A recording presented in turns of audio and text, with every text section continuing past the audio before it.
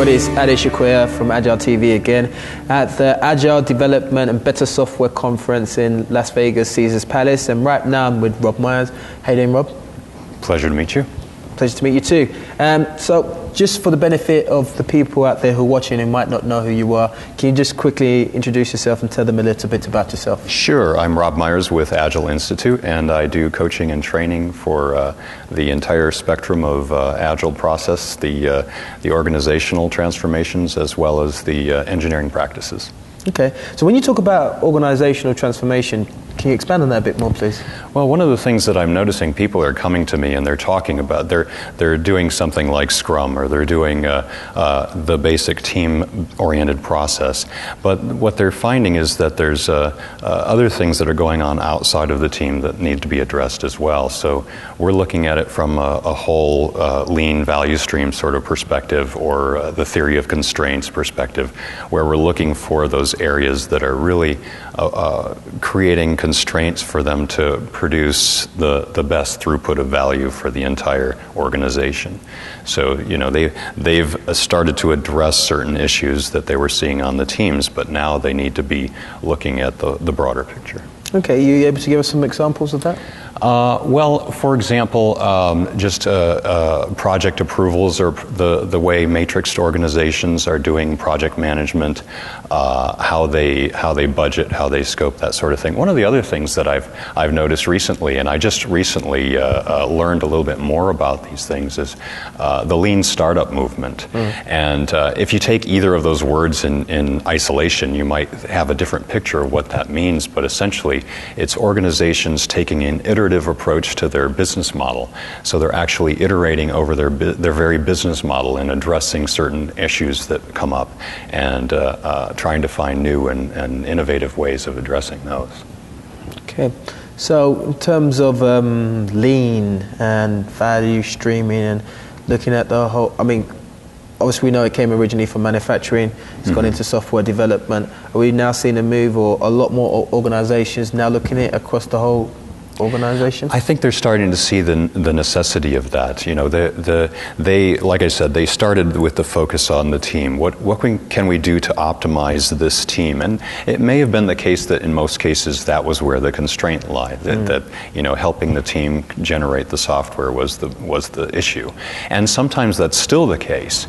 But when they put in a Scrum framework in place, what they're seeing is they're actually seeing those constraints. They're seeing those pains, and they need to address whether they need to identify whether those constraints are beyond Scrum, beyond the Agile environment, or within. And so we're looking at just ways of restructuring the organization, or ways of restructuring the teams. Do they need more testers on the team, actually embedded in the team, or do they have testers that are, of course, hopping from team to team, that sort of thing. So from the larger picture. And then the other thing that they're seeing too is that Scrum doesn't guarantee a certain level of quality. That they need to address things from a quality standpoint. They need to start with quality and let quality lead productivity. So they're looking at the various Agile engineering practices as well, and that's one of the things that I like to recommend that they review, is whether they're doing test-driven development or pair programming. These things that on the surface look very expensive. Right, so they've invested a certain amount in their Agile practice, but they're wondering whether they should continue to invest, or is it a sunk cost, or are these other things that they're going to be investing in, like test-driven development, are they going to give the return on investment? And from what I've seen, they do give a good, strong return on investment, but they just have to get past that fear. You talk about pair programming and people think, oh, that's twice as expensive to build the software.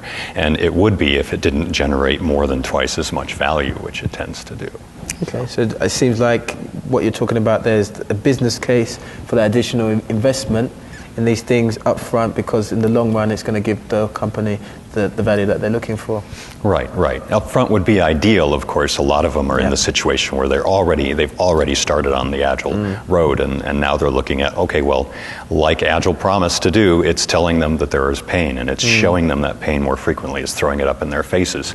And a lot of organizations start with this assumption that the basic Agile framework is actually going to solve those problems, that the team will know how to solve those problems. Some teams do, some teams need a little bit of assistance. So they're at that point where they're feeling the pain more, and that's a good thing. Okay. They're going to do something to address it. Okay, and finally, I mean, as an Agile coach, obviously you're interacting with a lot of people and helping them with their transition to Agile. What do you see is one of the most common problems that is being faced, and what would be one suggestion that you would give for people to overcome it who might be experiencing it too? Let's see. I would say that one of the biggest problems is quality.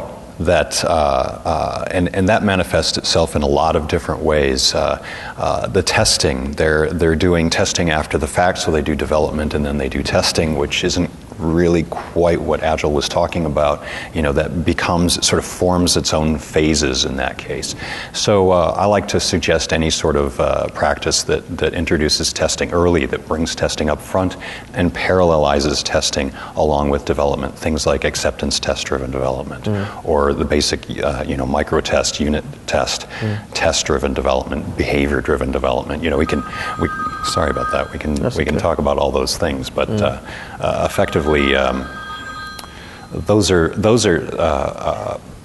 the interesting thing about those practices is that they solve a lot of these root causes that the teams have been surfacing, and a lot of them around quality. Cool. Rob, really appreciate your time. I think somebody wants to get hold of you. So, My pleasure. Thank you very much. Cheers.